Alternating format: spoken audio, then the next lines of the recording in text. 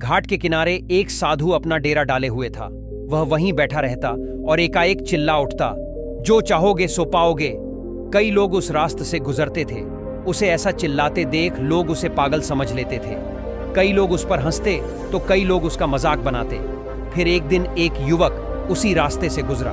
वो बेरोजगार था। उस साधु की आवाज उस युवक के कानों में पड़ी। वो अब भी वहीं चिल्ला रहा था, जो चाहोगे सो पाओगे, जो चाहोगे सो पाओगे। ये सुनकर युवक साधु के पास पहुंच गया और उससे पूछा कि क्या सच में जो मैं चाहूंगा वो मुझे मिल जाएगा? क्या आप सही में मुझे दे सकते हो? इस पर साधु बोला कि सबसे पहले तुम्हें यह बताना होगा कि तुम क्या चाहते हो। तब युवक बोला, बाबा, मैं चाहता हूं कि मैं एक बहुत बड़ा हीरों का व्यापारी बनूं। क्या आप इस इच्छा को पूरा कर सकते हैं? साधु ने कहा, जरूर बेटा, मैं तुम्हें दो चीजें देता हूं। इसमें एक हीरा है और एक मोती।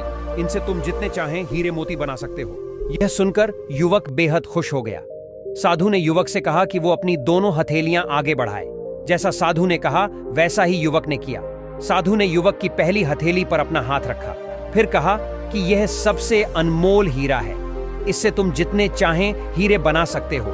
यह हीरा समय है। इसे मुट्ठी में जकड़ कर रखना। इसे कभी भी हाथ से निकलने मत देना। फिर साधु ने युवक की दूसरी हथेली पर मोती रखा और कहा कि अगर किसी भी काम में समय लग रहा हो तो इस मोती को धारण कर लेना। यह मोती धैर्य है। इससे तुम जो चाहो वो हासिल कर पाओगे। साधु की बातें सुन युवक ने धन्यवाद किया और वहां से चल दिया। साधु से उसे 2 गुरु मंत्र मिले थे।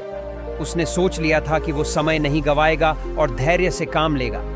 कुछ ही समय बाद युवक ने एक बड़े हीरे के व्यापारी के पास काम करना शुरू कर दिया।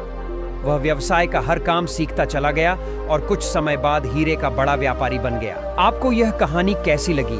कमेंट में जरूर लिखना और अगली स्टोरी के लिए चैनल सब्सक्राइब करना मत भूलना।